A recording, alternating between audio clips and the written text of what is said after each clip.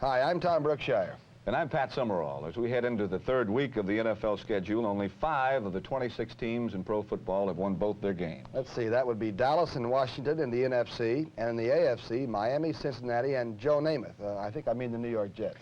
Well, Namath and the Jets were certainly something to behold last Sunday in Baltimore. In fact, they've scored 85 points so far in their 2 games. And we'll take a long look at Joe and the Jets later in the show. We've also got some pretty startling upsets to show you. Just to name one, how about Buffalo over San Francisco? Well, Tom, that one sure startled me. Also, at the end of the show, we'll again have our new feature, our selection of the best of the week. And don't forget our fearless predictions. One of us is never wrong, and I think that's right. After an opening Monday night loss to the Washington Redskins, the Minnesota Vikings faced the Detroit Lions in an early must-win game for both teams. Against a pea-soup fog in Detroit, a backdrop suitable for either a Sherlock Holmes mystery movie or a grim Central Division struggle, the Minnesota Vikings visited Tiger Stadium, seeking their 9th consecutive victory over the resident Detroit Lions. Of course, the return of number 10, Fran Tarkenton, is the big difference in the black and blue division this year. And Tarkenton and slick outside receiver John Gilliam add a whole new dimension in difficulty for those who would try to unseat the Vikes as the perennial champions of the NFC Central Division. Tarkenton supplied the key play in Minnesota's first goalward thrust. Whether you call it scrambling or opportunistic offense, Fran stepped deep into Detroit territory. Then Dave Osborne burst through a trap at right guard for 14 yards and a touchdown. A replay shows us that right guard Milt Sunday caught number 53 middle linebacker Mike Lucci in a blitz. And number 62 left guard Eddie White closed the trap on number 70 Larry Woods, and Osborne was home free.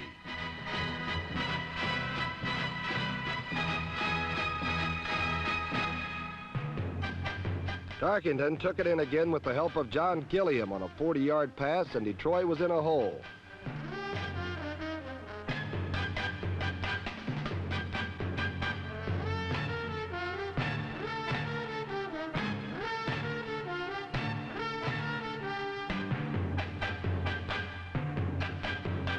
The combative Carl Kosalki, number 29, picked Landry's pocket first. And facing the Purple Gang was not a fortunate circumstance for Greg Landry.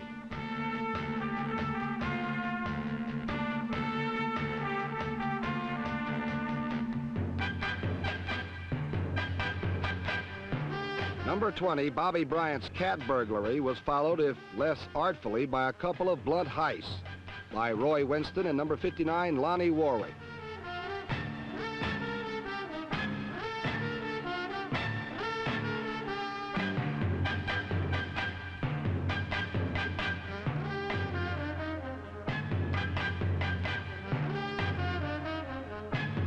Warwick's interception served to greet number 19, Bill Munson, Minnesota Viking style.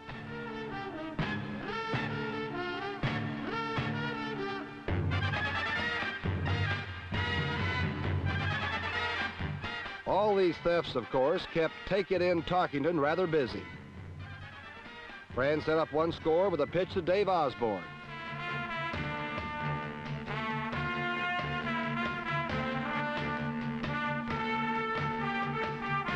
And he collected his second touchdown pass of the day with a 13-yard strike to Dave Osborne, who took it in standing up Viking style, making it 34-10 in the end.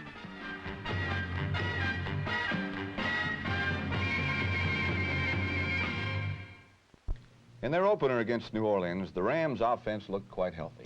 However, last week in Chicago, the Rams were going nowhere, but then neither were the Chicago Bears. This is not Chicago coach Abe Gibron, who's giving some last-minute instructions to quarterback John Hewitt.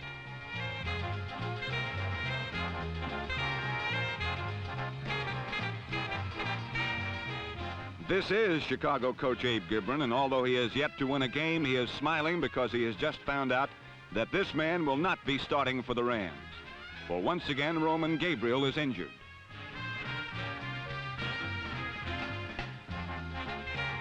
However, the Ram defense started fast.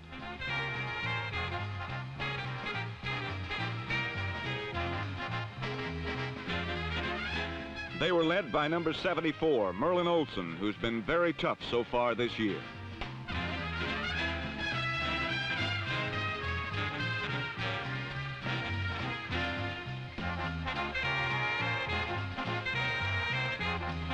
And it was the Los Angeles defense in the person of number 21, Gene Howard, and his theft that put the Rams ahead.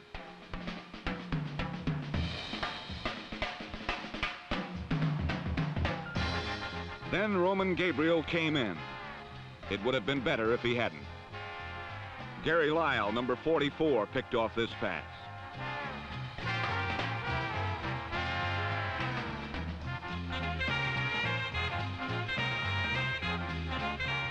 And then Bobby Douglas connected with number 82, tight end Earl Thomas.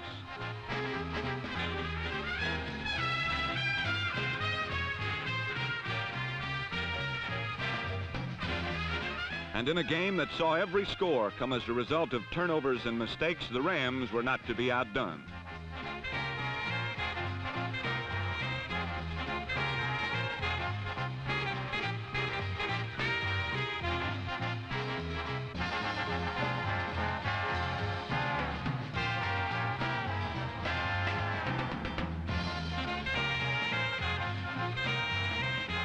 The Rams' last two mistakes led to two Chicago field goals, which led to two 13s being posted on the scoreboard. How unlucky for both of them. Norm Van Brocklin's Falcons would be alone in first place right now, except for one small detail at the end of last week's game in New England. After a disastrous opening game against Cincinnati the week before, the New England Patriots were ready to start performing miracles again. But when Carl Garrett went out with strained knee ligaments, it seemed as though the year's first touchdown would never come. Then number 31, Garrett's sub, rookie Josh Ashton, took over, led the Patriots to a 7-6 halftime lead over the Atlanta Falcons.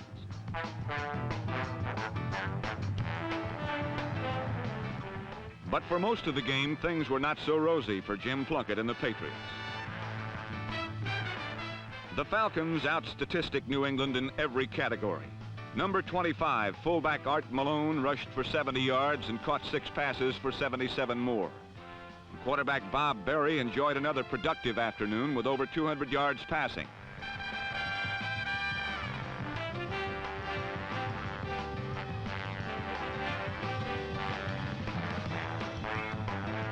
Art Malone's third quarter touchdown put the Falcons ahead 13-7. But Malone wasn't the only Atlanta runner to torment the New Englanders. Malone's new running mate, former Packer Dave Hampton, caught a pass for 43 yards and rushed for 97 more.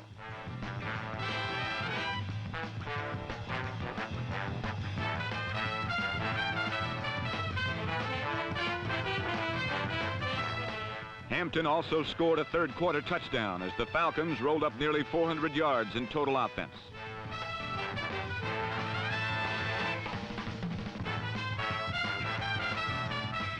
There were times when the Falcons' offense failed to score a seemingly easy touchdown, but Atlanta nevertheless held a rather comfortable 20-7 lead entering the final period.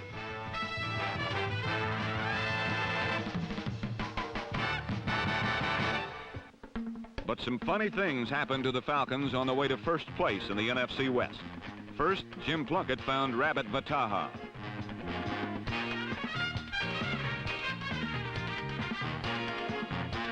Moments later, Plunkett had the ball again, briefly.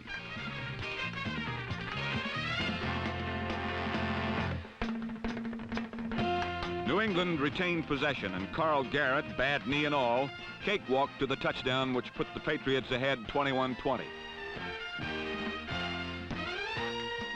With 28 seconds to play, the Falcons had one final chance at victory.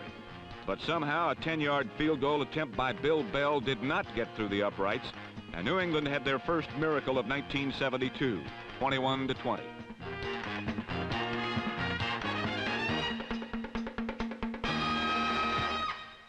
While the Patriots were certainly surprising, Pat, the Cleveland Browns also had a new look last week. And that new look was provided by young Mike Phipps, who finally might have stepped out of Bill Nelson's shadow. While Eagle management greeted the fans, Eagle fans greeted the management. For the Eagle defense, led by linebacker Steve Zabel, the target was young quarterback Mike Phipps of the Browns.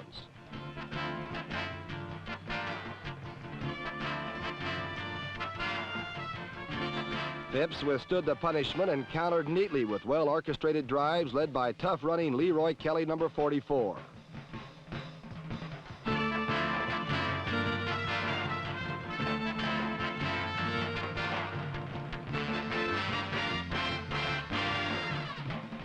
Kelly's running set up the pass, and Phipps expertly skewered the Eagles' zone.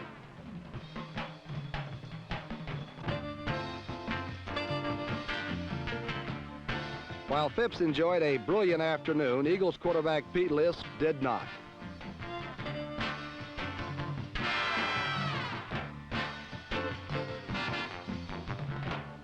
His body buckled often beneath the fierce Browns charge, and his ill-disguised screen played right into the hands of Bob Briggs, number 84.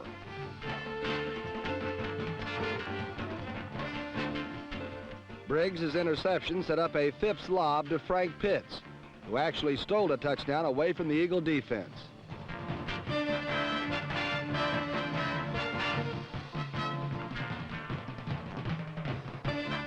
In the third quarter, Phipps rolled left and kept on rolling to a touchdown that gave Cleveland a solid 27-3 lead.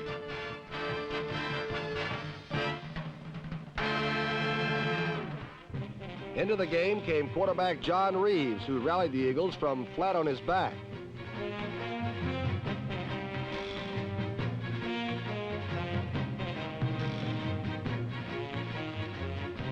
Reeves then arched a scoring shot to tiny Harold Jackson that narrowed the margin to 27-10.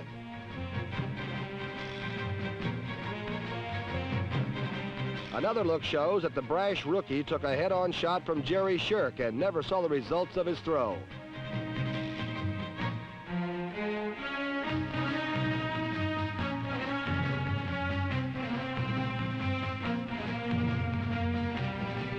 The touchdown was not only Reeves' first as a pro, but the Eagles' first touchdown of the season. Everyone enjoyed it immensely.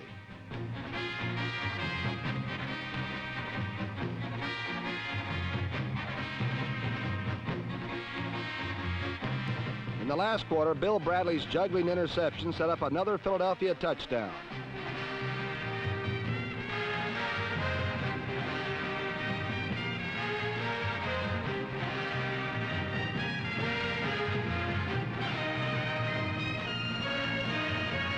But Super Bill's heroics were not enough to stem the Browns, who walked off laughing with a 27-17 victory.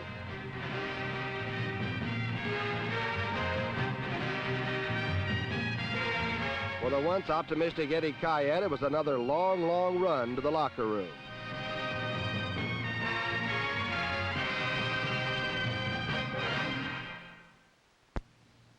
In Green Bay last week, one play by the Raiders was the game breaker, and that one play was also a record breaker. In Green Bay last week, the parking lot was jammed as Packer fans turned out to see their green and gold go up against the silver and black Raiders from Oakland. Packer coach Dan Devine was seen for the first time in a while without his crutches. But he had an even better crutch in quarterback coach Bart Starr, who's been a big help in developing Scott Hunter, number 16. Hunter got the pack moving early on a perfect strike to John Brockington.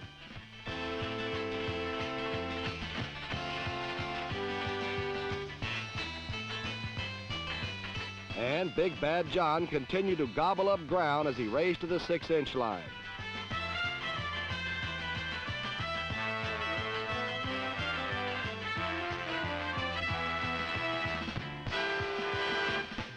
He then rammed it in the last 6 inches, and the Packers led 7-3. But when Green Bay threatened again, the Raiders came up with that one big play for which they're so famous. Fumble or lateral, whatever, Jack Tatum scooped up the football and raced 104 yards to break the record for fumble returns, which was held by Chicago Bears owner George Halas, and which had lasted for 49 years.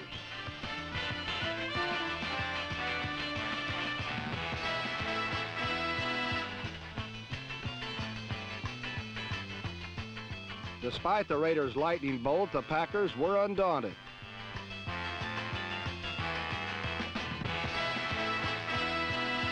Scott Hunter's throw to 13-year veteran receiver Carroll Dale met with pass interference along the way.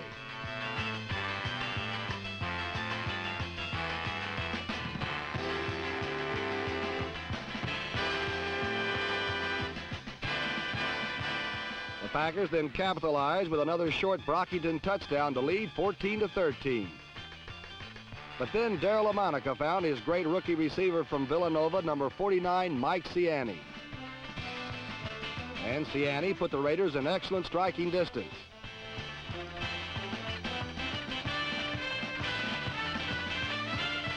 Number 23, Charlie Smith, struck for 6 as the Raiders outlasted the Pack and evened their record at 1-1 and joined 3 other teams in first place in the AFC West. Raiders 20, Packers 14. Well, Tom, the Raiders got right back into the thick of that scramble in the AFC West. A 4-way tie for first. It couldn't be much tighter, Pat. San Diego and Denver saw to that. Charger fans journeyed to San Diego Stadium with apprehension. The spark of optimism generated by Harlan Savari's 20-trade rebuilding program had been dulled by an opening season walloping in San Francisco. San Diegans wondered if anything remained of their dream team. The sight they saw was not encouraging. 2 starters, Jerry Levias and Chris Fletcher, were already out for the season with knee injuries.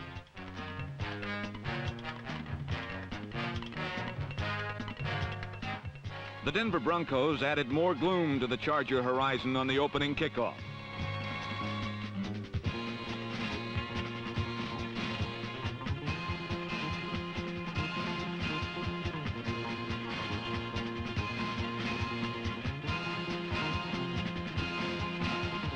Rapid Randy Montgomery, a 9'3" sprinter from Weber State, blazed the distance, and the upstart Broncos were suddenly thinking about a second straight victory for new head coach John Ralston. And another week in an unfamiliar position, all alone at the top of the Western Division.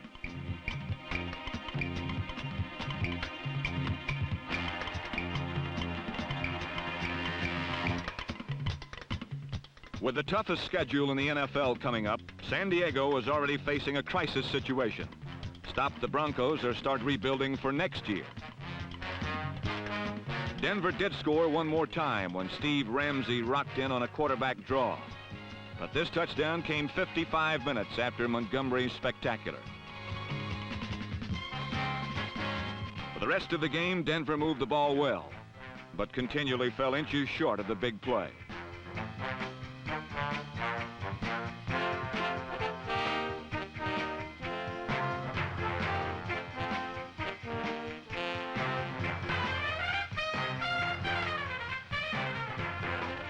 The Broncos scored first and last, but San Diego blew them off the field in between.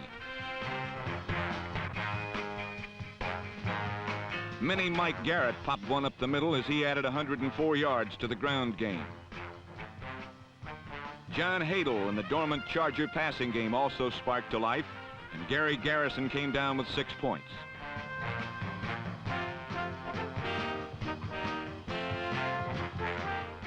To balance the field, Hadel then looked the other way, and new Charger Davy Williams added his touch to the point explosion.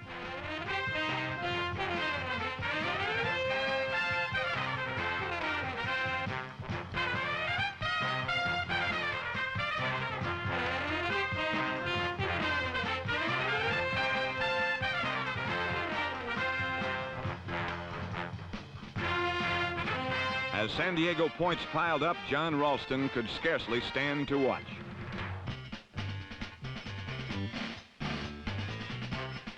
He tried to remember the last time things had been like this at Stanford.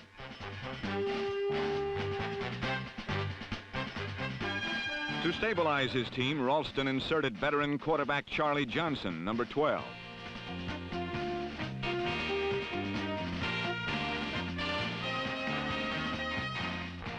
Number 40, Joe Beauchamp, greeted Johnson with one of 6 San Diego interceptions for the day.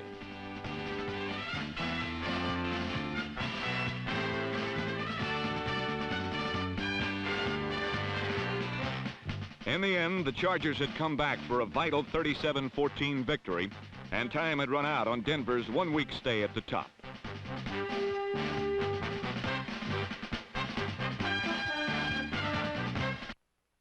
Don Shula has those Miami Dolphins off to a great start this year, Tom. In fact, the Minnesota coach Bud Grant told me he thinks they have more offensive firepower than any other team in pro football. And they do it in Syrian heat or driving rain. They look almost unbeatable, Pat, under any condition. The wind whipped up a gale in Miami's Orange Bowl, and the normally mistake-proof Dolphins started off looking like a carnival act.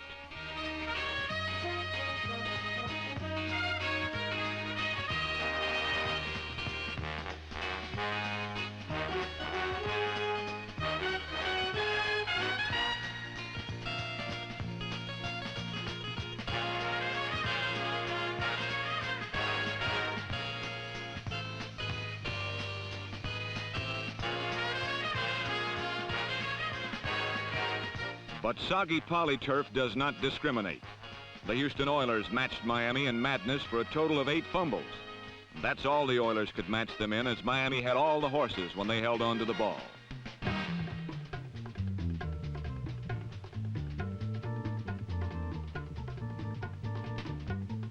Quarter horse Jim Kick bucked to the 1 to set up his own touchdown.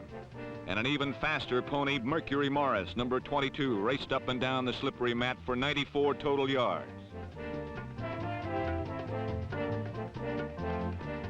Miami even had a reserve thoroughbred in the stable as third-string running back Hubert Ginn, number 32, added to Miami's 450 yards on total offense.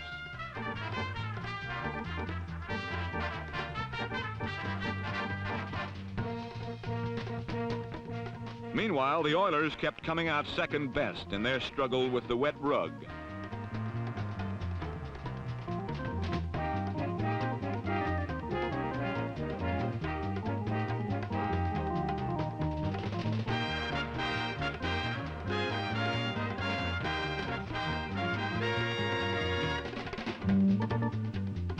Houston kept right on stumbling and coughing up the ball, and Bob Greasy and the Dolphins scored often and early, en route to a commanding 27-0 lead.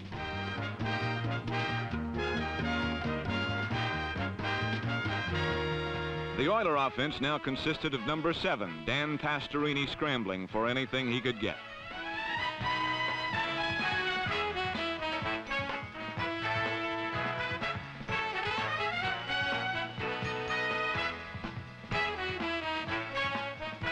Pastorini's long day finally brightened a bit as he ferreted out Charlie Joyner for an 82-yard consolation prize.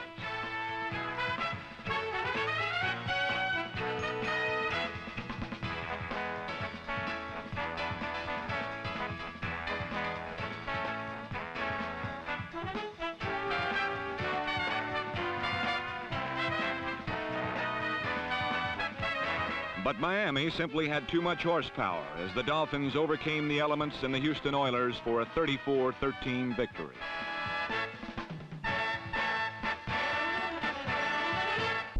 So the Dolphins and the Jets are tied at the top in the AFC East, and I believe there's only one other undefeated team in the AFC. Right, Tom, and that team is now alone at the top of the AFC Central.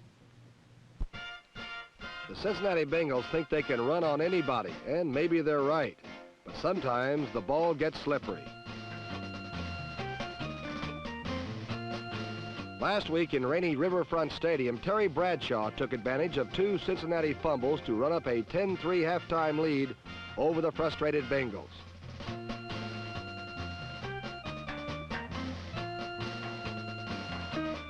Bradshaw's touchdown was to be the only one in a game dominated by 10 punts and 8 fumbles, which set up almost all of the scoring in the game.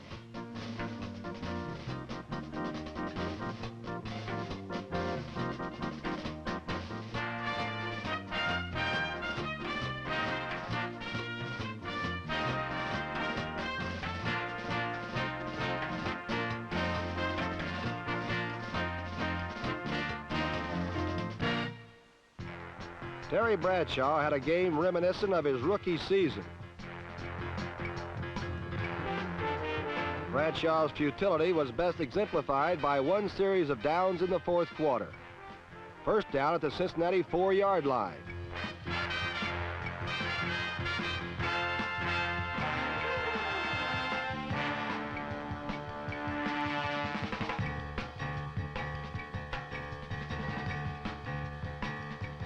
Second down at the Cincinnati 20-yard line.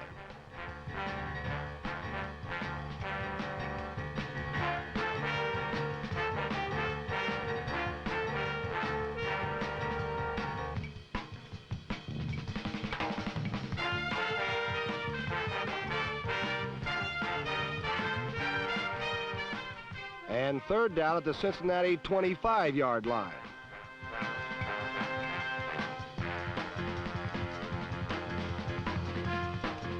For Cincinnati, meanwhile, no touchdowns at all.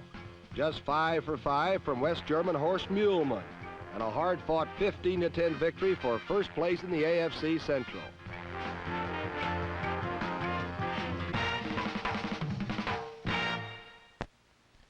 It's still early in the season, but it'll take an awfully big upset to top the one we're about to see. In going against the Buffalo Bills, there was no reason the San Francisco 49ers shouldn't have expected a cakewalk.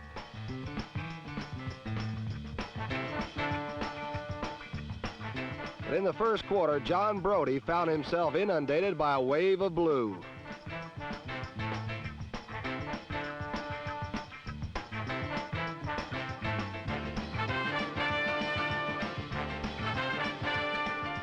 Not only was he inundated, but he was also injured, and Brody was forced to leave the contest.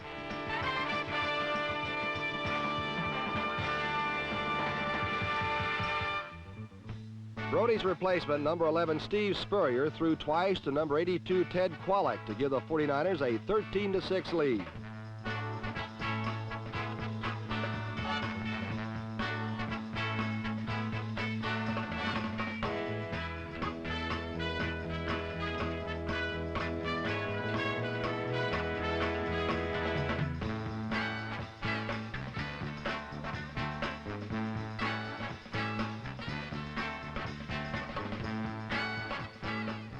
But then the Bills' classy runner, number 32, O.J. Simpson, swiveled and snake-hipped his way to 138 yards rushing, which left Buffalo in real good shape.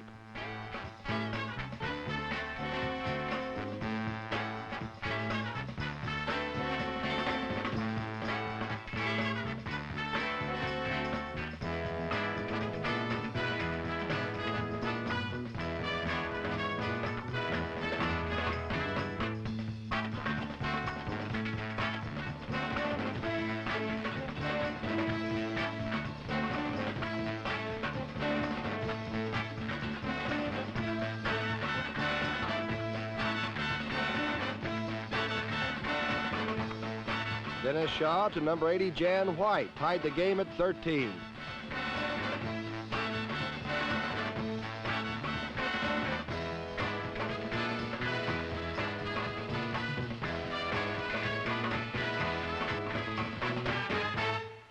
The 49er defense was definitely not in favor of what Shaw was doing, and they let him know about it.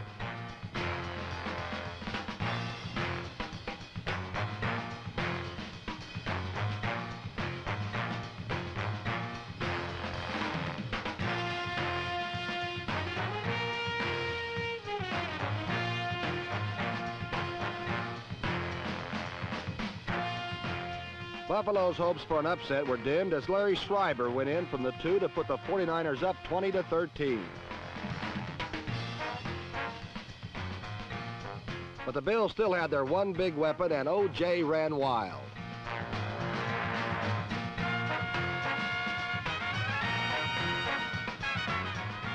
O.J. set up the tying score by number 34, Jim Braxton.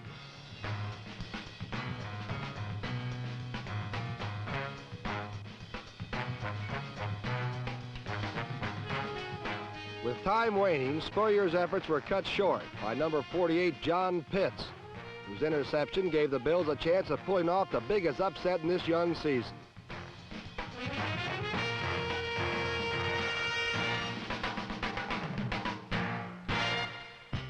Jim Braxton made the chance good, and Lou Saban had his first victory in his return to Buffalo. And from the looks of things, there will be more, and soon.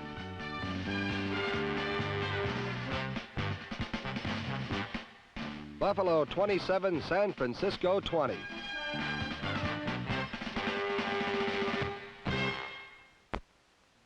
In In ancient Yankee Stadium last week, the New York Giants had the same old problems, while the Dallas Cowboys came up with some new ones. For the second straight week, the Dallas Cowboys looked something much less than world champions. Yes, the Doomsday defense's complicated coordinated pattern still squelched the run. And yes, the Giants' double wing gave Cowboy defensive ends easy routes to Norm Snead's body. Yes, the Cowboy offense was still complex, but it was creaky.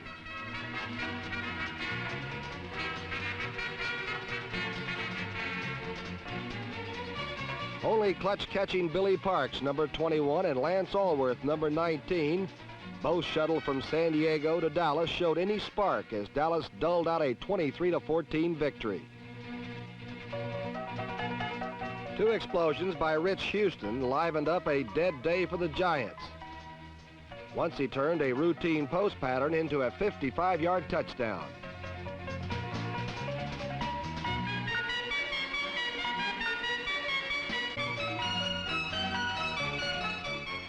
Then Houston climaxed the day by burning Dallas deep and flat out beating safety Cliff Harris to the end zone. But the 94-yard touchdown was little consolation to the Giants as Dallas won its second straight 23-14.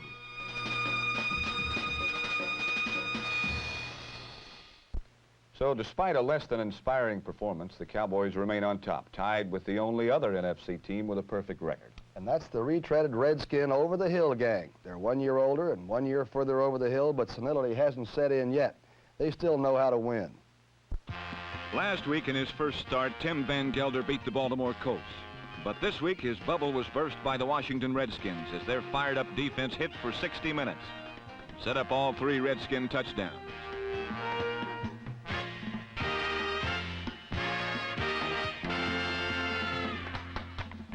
The first occurred when a big Berlin Biggs rush forced a throwaway that new Redskin Rosie Taylor, number 22, a 12-year veteran, picked off.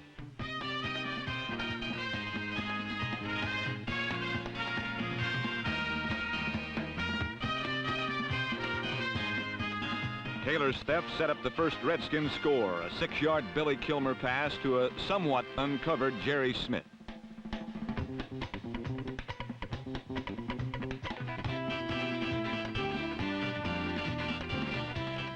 Borrowing the play, Gary Quazzo found an equally wide-open Cardinal, Walker Gillette, number 84. So Gillette probably wished Quazzo had never seen him.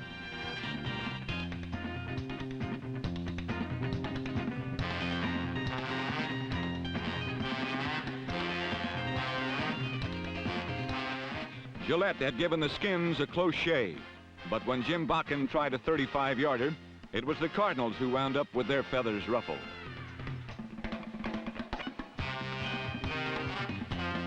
Mike Bass, number 41, finally stole the bacon, and his 32-yard return marked the second consecutive week that Washington had scored on a blocked kick.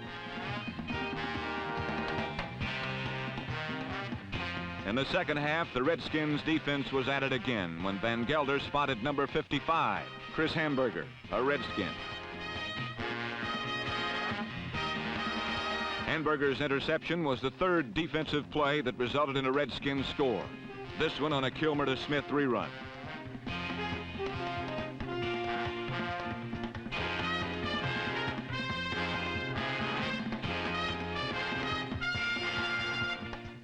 Though defense had set up the Redskin touchdowns, Washington does have an offense. And on this day, most of it was Larry Brown, number 43.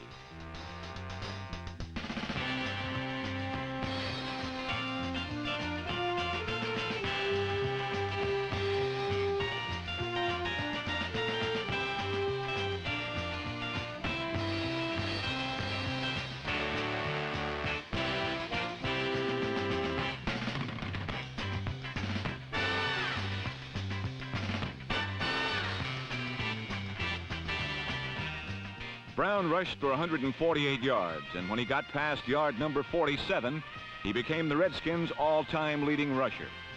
Despite being in only his fourth season, Brown had eclipsed Don Bossler's Redskin record that had taken 8 years to compile.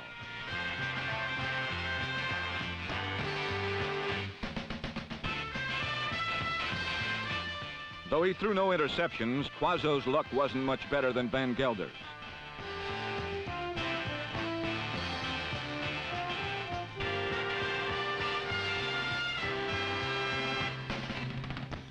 Jackie Smith just missed on this one, and his 13-yard end around just failed to get him into the end zone.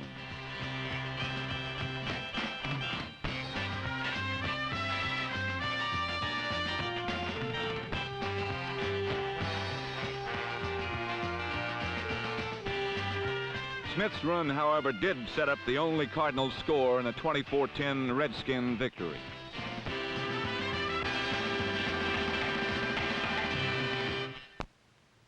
The New York Jets and the Baltimore Colts played a remarkable game last week. Remarkable if only because Joe Namath completed 15 passes for 496 yards and 6 touchdowns to ransack Baltimore's hallowed zone, which to an old cornerback like myself sounds almost sacrilegious. The quaint high tops and bandy legs of Johnny Unitas, articles of sports memorabilia, thought to be obsolete beside Joe Willie's white shoes. With difficult seasons behind them, two of pro football's most storied passers met before a capacity crowd in Baltimore's Memorial Stadium. A perfect setting for a fine afternoon filled with flying footballs. But when the air cleared, the game exceeded everyone's expectations. To begin his memorable debut in Baltimore, Joe Namath found Eddie Bell for a 65-yard touchdown play.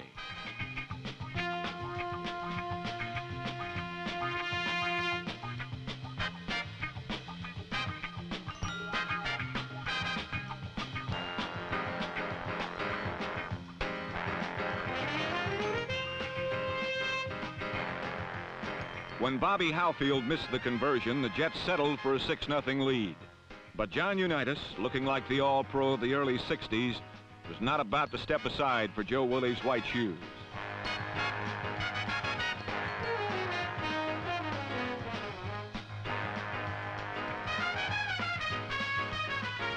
And 2 series later, Unitas capped a 9-play drive with a 40-yard flea flicker from Unitas to Matty to Unitas to Havrelak and a 7-6 lead.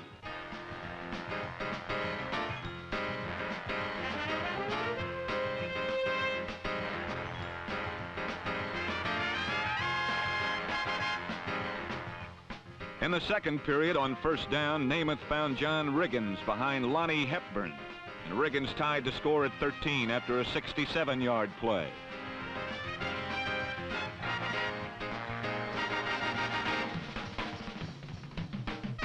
After the Jets were offside on the ensuing kickoff, Don McCauley received at his 7 and burned 93 yards, resetting the Colts' lead at 20-13.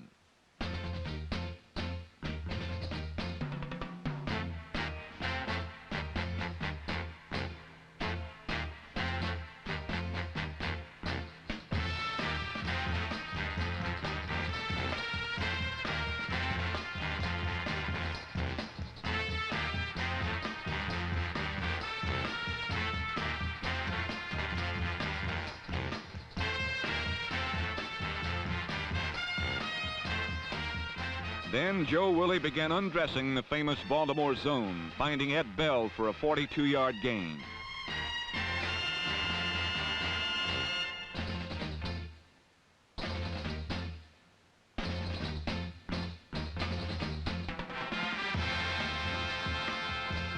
And on the next play, Namath hit Don Maynard for a 28-yard rip in the seam of the Baltimore zone.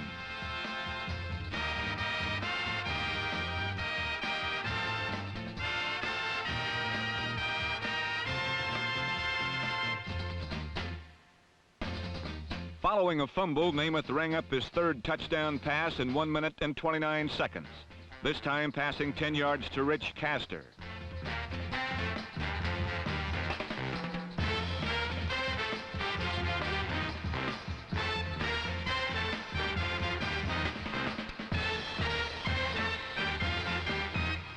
Unitas put the Colts on the comeback trail, hitting Sam Havrelak down the sideline.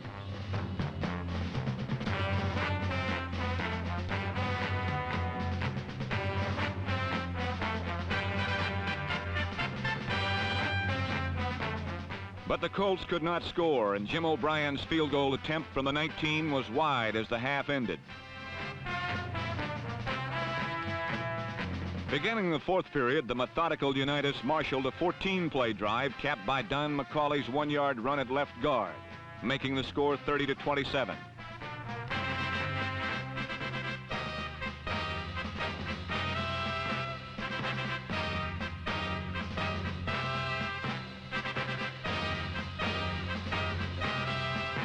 But the Jets giveth, and Namath taketh away. One play later as Joe hit Rich Castor on an 80-yard up for his 5th touchdown pass and a 37-27 lead.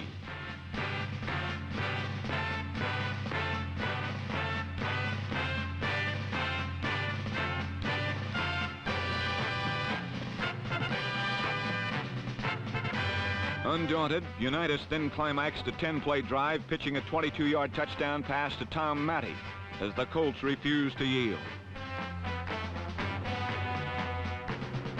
But one play later, Joe hit Rich Castor over Rex Kern, ending one of pro football's most exciting afternoons.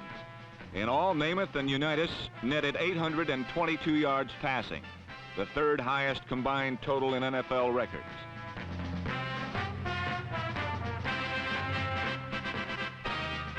For Joe Willie, it was a great belated debut in Baltimore. For the Jets, it was their first victory over the Colts since Super Bowl III.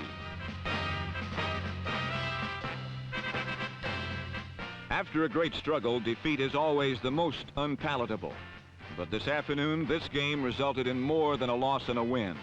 This was a victory for pro football, in which the Jets outscored the Colts 44-34.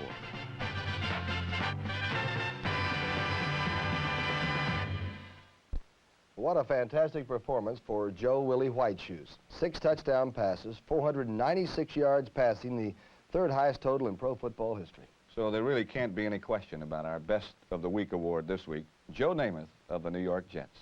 And Tom, I don't think there probably are better passers or passers who are just as good as he is, but I don't think there's anybody in the game who reads defenses like he does. I think that's really his strong suit. We have to also give that offensive line a lot of credit. Nobody's getting to those bad knees, and they're keeping him very, very healthy. Well, he's really the heart and soul of that team, and they know that if they ever lose him, that when they just sort of psychologically give up. Joe Namath can really fire. There's no doubt about it.